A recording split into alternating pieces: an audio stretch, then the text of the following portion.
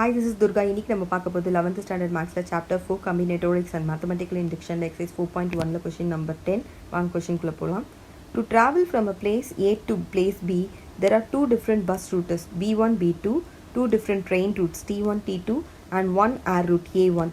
From place B to C, there are one bus route says B-1, two different train routes say T-1 and T-2 and one air route say A-1.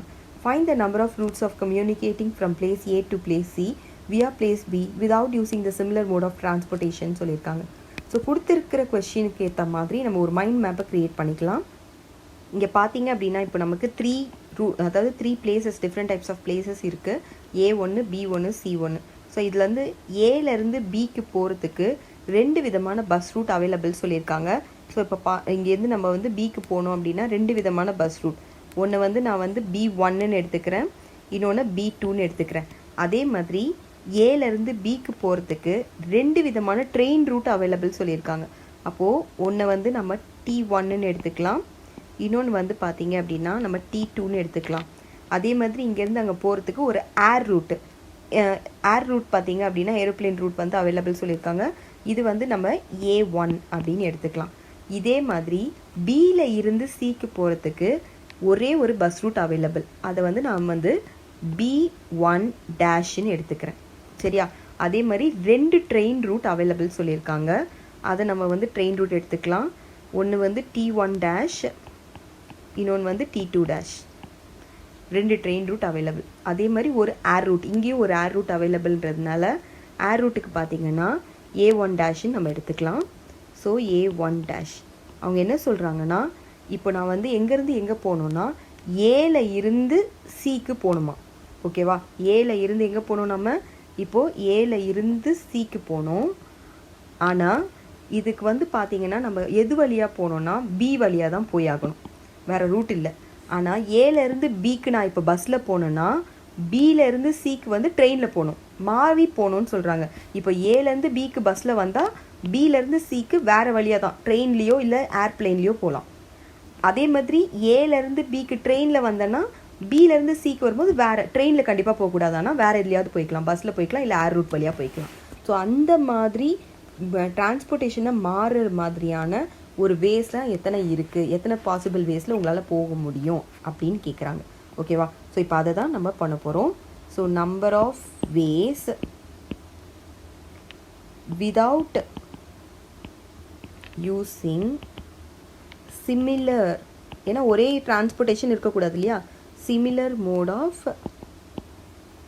Transportation அப்படின்னு போட்டுக்கலாங்க. சரி, இப்போ நம்ம தனித்தனியாக எடுத்து தான் எழுத போகிறோம். எப்படி எழுதலான்னா ஃபஸ்ட்டு பார்த்தோன்னா பஸ் ரூட்டை நம்ம எடுத்துக்கலாம். இப்போ பஸ் ரூட் பார்த்தோன்னா ஏலேருந்து பிக்கு வந்து நான் பஸ் ரூட் B1 வழியாக போய்க்கிறேன். சரியா? அப்போ B1 பஸ் ரூட் வழியாக போய்க்கிறேன். அப்போது பியிலேருந்து சிக்கு வரும்போது நான் பஸ்ஸே யூஸ் பண்ணக்கூடாது. அப்போ வேறு என்னென்ன இருக்குதுன்னு பார்த்தீங்கன்னா ட்ரெயின் யூஸ் பண்ணலாம்.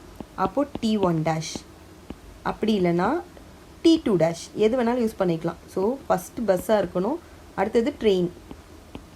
அப்படி இல்லைன்னா பஸ் போயிட்டு ஏர்ப்ளேனில் போகலாம் இல்லையா. So A1-. ஸோ இந்த மூணு வகையாக B1-ஐ நான் இங்கேருந்து சூஸ் பண்ணேன் அப்படின்னா இந்த சைடில் இந்த மூணு வகையில் நான் போகலாம்.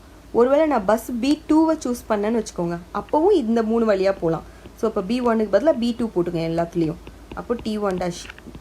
அதே மாதிரி B2, T2-, B2, A1-. இந்த மூணு வகையாக நம்ம அங்கே போகலாம். ஓகேவா? இப்போ பஸ் ரூட் முடிஞ்சிருச்சு. அடுத்தது நான் ட்ரெயின் ரூட் வழியாக போகிறேன். ட்ரெயின் ரூட் எத்தனை ரூட் இருக்குது, அதே மாதிரி எனக்கு T1 இருக்குது, T2 இருக்குது. ஸோ ஃபஸ்ட்டு நான் T1-ஐ சூஸ் பண்ணுறேன். அப்போ அங்கே நான் என்ன போகணும், ஒன்று பஸ்ஸில் போகணும் இல்லைனா ஏர்ப்ளேனில் போகணும். அப்போ T1 போனேன்னா பஸ்ஸில் போகலாம் B1-. அப்படி இல்லைன்னா நான் ஏர்ப்ளேனில் போகணும். அப்போது T1 போனால் ஏர்ப்ளேனில் போகலாம். அதே மாதிரி இப்போ T2 நான் சூஸ் பண்ணிக்கிறேன். ஒரு வேளை ஏலேருந்து பிக்கு போகிறதுக்கு T2வில் போனாலும் பஸ்ஸில் போகலாம், அப்படி இல்லைன்னா ஏர்ப்ளேனில் போகலாம். அவ்வளோதான், வேறு சாய்ஸே இல்லை. சரியா? கடைசியாக நான் இப்போ என்ன பண்ண போகிறேன்னா ஏர்ப்ளேனை சூஸ் பண்ண போகிறேன். அப்போ ஏர்ப்ளேனை சூஸ் பண்ணேன்னா இந்த சைடு எத்தனை வகையாக போகலாம் பாருங்கள். பஸ்லேயும் போகலாம், இல்லை ட்ரெயின் T1ல் போகலாம், இல்லை ட்ரெயின் T2வில் போகலாம். அப்போது ஏர்ப்ளேனை நான் சூஸ் பண்ணேன் அப்படின்னா பஸ்ஸில் போகலாம், இல்லை ட்ரெயினில் போகலாம், அதாவது T1. அப்படி இல்லைன்னா ட்ரெயின் T2லையும் போகலாம், T2 டேஷ். ஸோ இப்போ மொத்தம் எத்தனைன்னு பார்த்தீங்கன்னா கவுண்ட் பண்ணுங்கள்.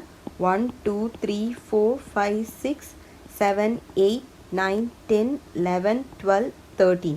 ஸோ 13 வேஸாக நம்ம டிரான்ஸ்போர்ட்டேஷன், சிமிலர் டிரான்ஸ்போர்ட்டேஷன் இல்லாமல் ட்ராவல் பண்ண முடியும். சரிங்களா? ஸோ இதோட இந்த சம் முடியறது. தேங்க்யூ.